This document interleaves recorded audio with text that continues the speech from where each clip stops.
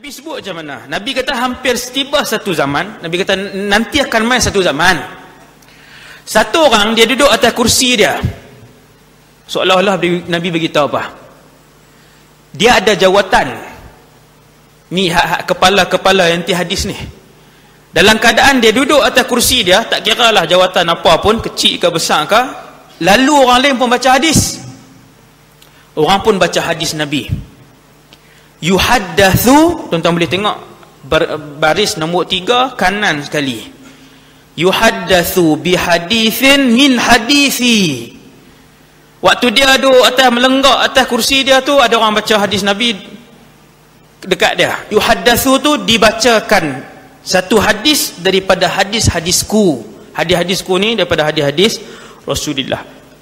Dia dengar orang baca hadis Nabi tentang hukum muamalat, tentang hukum kekeluargaan, tentang akhirat, tentang akidah. Dia pun cakap, dia kata, ni kita ada Quran.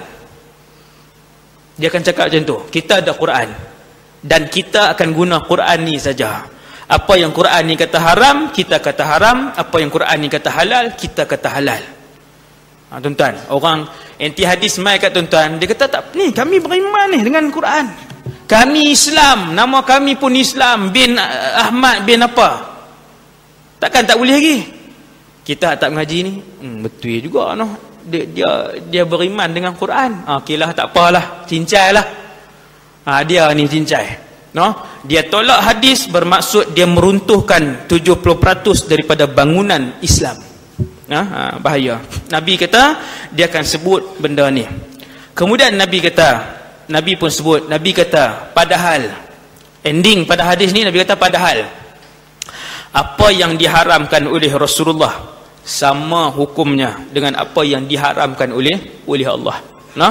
Apa yang hadis Nabi sebut haram, maka itulah yang diharamkan dan dikendaki pengharamannya oleh Allah Subhanahu wa taala. Sebab wama yantiqu 'anil hawa, Allah sebut dalam Quran.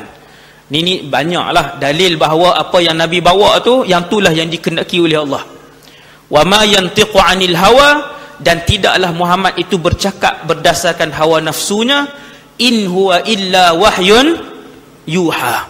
Semua yang keluar daripada mulut Muhammad, arahannya, tegahan dia, larangan dia, nasihat dia datang daripada Allah SWT. Dalil Quran jelas. Dan ada bukan satu tu saja, ada banyak lagi dalam Quran yang disebutkan oleh Allah Subhanahu taala.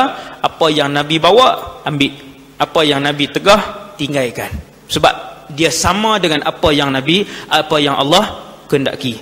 Sebab tu ending hadis ni Nabi beritahu, apa yang aku haramkan, Rasul haramkan, sama seperti apa yang diharamkan oleh Allah Subhanahu wa taala. Jadi anti hadis ni ataupun yang disebut sebagai Quraniyun, ingat tuan-tuan. Ayat tu sedap tu. Kan? Esok dia buat grup WhatsApp Quraniyun. Oi, masya-Allah pencinta Quran ni. Quraniyun ni maksud dia anti hadis. Kan? Geng Quran.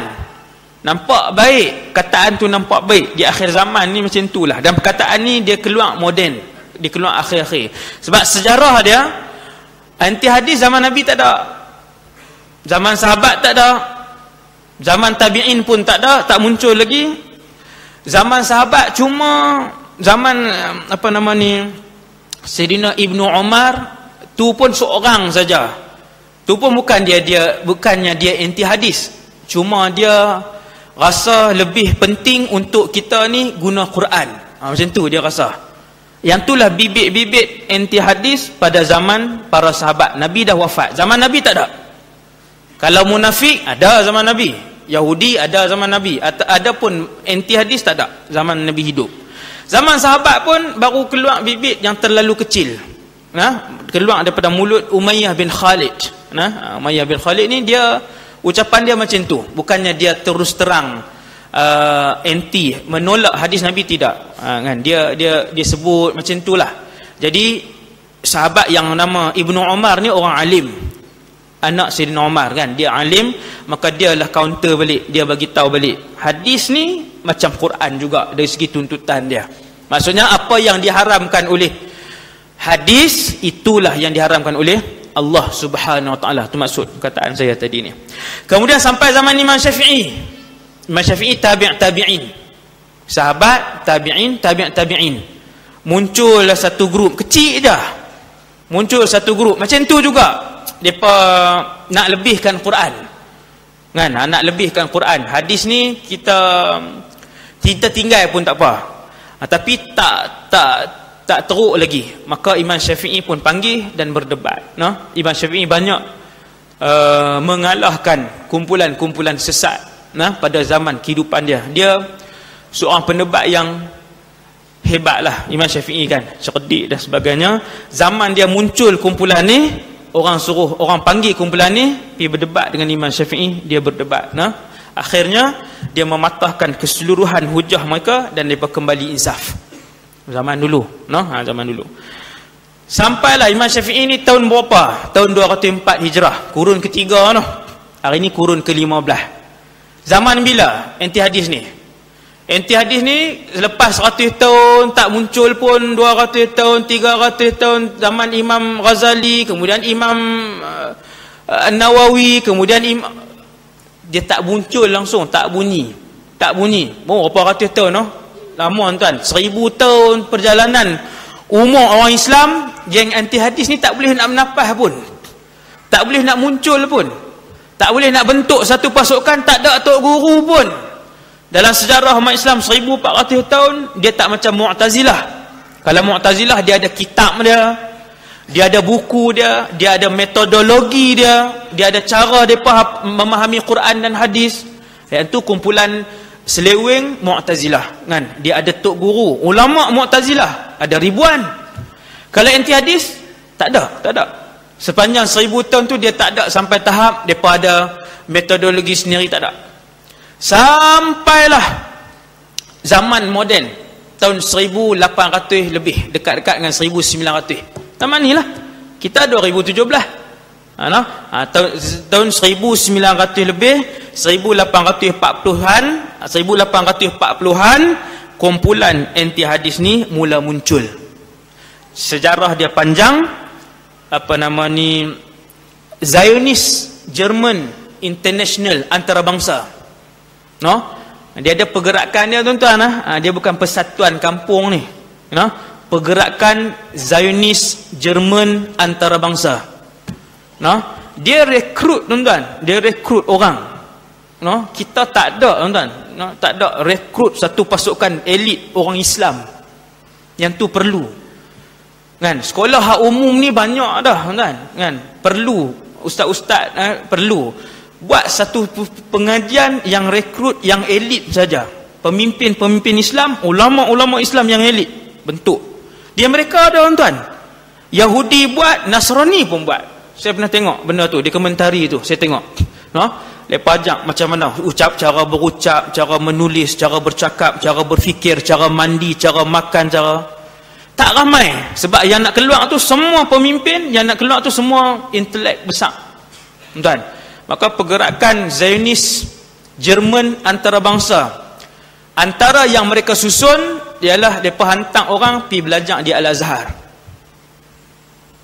Punya tersusun dan belajar sampai habis. Sampai habis tu yang orang kata Yahudi apa Quran, memanglah. Dia hantar kan pergi belajar selok-belok Quran apa semua ni sampai habis. Dia ni balik, dia ni lah yang meracuni pemikiran orang-orang Islam yang ada di Eropah dan di Amerika. Maka keluarlah anak-anak murid dia di Iraq, geng orientalis, dan muncullah anak-anak murid dia di Mesir. Zaman zaman tu Syekh Muhammad Abduh punya zaman. Kan, zaman Syekh Muhammad Abduh. Waktu itulah muncul Quraniyun. Ni perkataan Quraniyun. Kataan elok. Kan, orang-orang Quran. Rupanya Quraniyun tu menolak hadis. Lepas tulis artikel dalam majalah, dalam surat khabar. Akhirnya dah ada ramai dah tokoh-tokoh Quraniyun, Ahmad Amin, Ismail Adham, Taufik Siddiqi, itu semua tokoh-tokoh besar kan. Dan mereka karang pula buku-buku pula karang. karang pula buku-buku apa nama ni, hadis Muhammad mempunyai keraguan terhadap hadis-hadis Muhammad. Tajuk buku banyaklah waktu tu, mula keluar satu persatu sampailah di Malaysia 1984 yang dipelopori oleh apa nama ni, meninggal dah, saudara Kasim Ahmad. Dia yang pelopori benda ni. Sungguh benda tu sampailah sebelum dia mati pun, sebelum dia meninggal pun, dia masih mempertahankan pemikiran tersebut. Tuan boleh tengok, tuan boleh tengok perkembangan golongan anti hadis ni di Malaysia. 84 sampai di tempat kita, dia berkembang sampai hari ni.